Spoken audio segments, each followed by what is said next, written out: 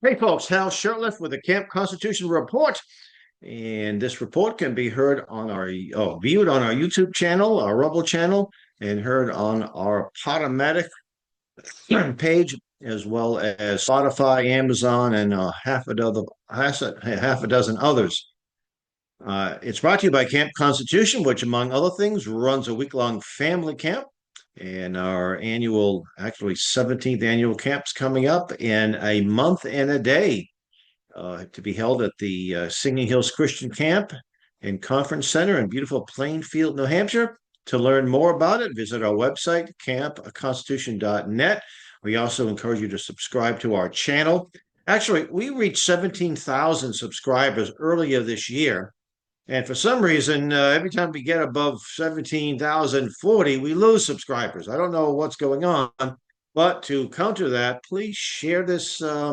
We got over 1,500 videos of our classes. We got some classic stuff, some movies, some incredible things. So share the channel, let other people know about this, subscribe. And anyway, I'm not going to discuss too much the riots that are going on in Los Angeles and other parts of the country, and no doubt plan to have many, many more. I predicted, and I was hoping that I was wrong, that the blue cities would go up in flames in the wake of the Donald Trump election victory. Glad I was wrong, but I might be about 8 months off. Not really wrong as far as the riots, but just some time off.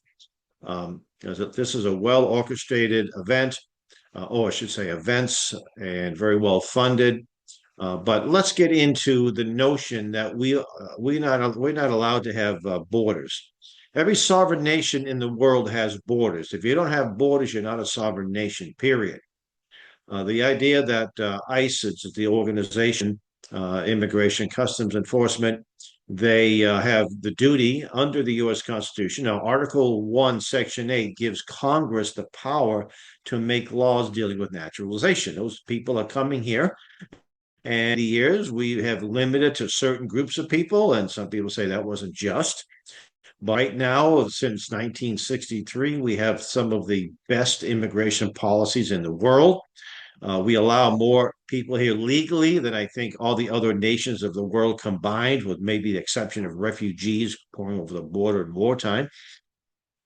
And there are those who think it's okay to have violent criminals, murderers, and child molesters and pornographers and drug dealers. They think somehow a good thing, especially in these so-called blue cities run by Democrats.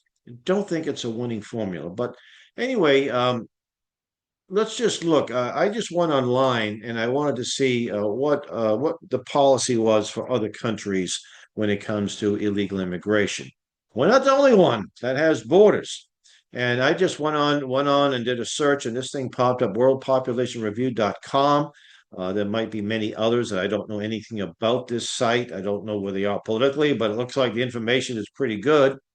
And where you see the green are nations that have laws against immigration. I think there's some red, and that's where the laws aren't as clear. It says no, legal entry punishable, and then so 120 countries, yes. And some of these countries are very progressive, and they just are just loved by the people on the left in this country. India, yes. 2 to 8 years and fine for illegal entry, up to 3 months imprisonment, fine, or both for entry without passport or with forged passport or visa. So that's pretty strict. Now, China, I think if I was a Chinese official, I would not make it illegal. I would say these people must be insane. Who in their right mind would want to come to a communist hellhole? But some people may go into China legally. Imprisonment, criminal detention, public surveillance, and fine, depending on nature. There's some countries where they actually will monetary fine. United States, it's a misdemeanor under, let's see, section 1325, that the criminal penalty for improper entry by an alien includes paying a fine, whether it's a first time or subsequent offense. It also means deportation too, by the way. If you're not supposed to be here, you're sent back to your country of origin. The UK, detention. Hungary, imprisonment. Community service in Italy. Corporal punishment in Malaysia. Deportation in Canada. Bans in Australia. And on and on and on. So, yes, North Korea, I think, again, if you go to North Korea illegally, something must be wrong with you, or you're a spy, because that's what they think they put you in jail for life. It's pretty strict. So the notion that our borders should be wide open to anybody is totally wrong.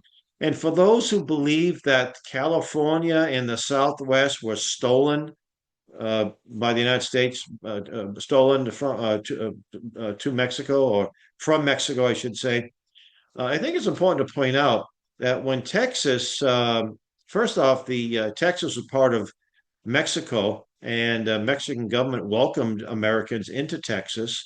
They were having a big problem with the Indians there. They thought that the Americans would do the job. The Mexicans could not administer Texas whatsoever. And when Texas had its war with Mexico, the Battle of the Alamo and San Jacinto, before it became a state, um, the Mexicans, those of Mexican, those that weren't American, those were originally of Mexican descent, whether it be Indian or half Indian, half Spanish, whatever the case, they welcomed the separation of Texas, and when it became a state, all of them were granted full citizenship, and their land was not stolen from them, and they weren't not deported. The same thing with California. These were all outposts. It was mainly settled by missions, Catholic missions. That's why all these cities named after San Jose, San Francisco, these were all missions that the Mexican government had really no ability to control whatsoever. And after we defeated them in the Mexican American War, we actually paid them for land that they couldn't even administer. And Santa Anna, the dictator, he once remarked that Mexican people aren't worthy of their freedom. So the Mexican leaders, for dozens of years, for decades, I should say, had nothing but contempt and disdain for its own citizens. And it's not a pleasant place to live. Very little.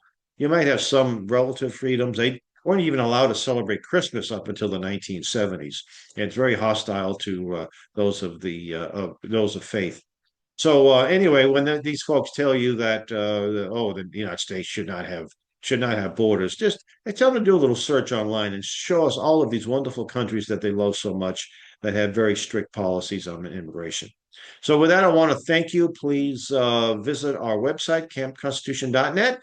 And until next time, may God richly bless you.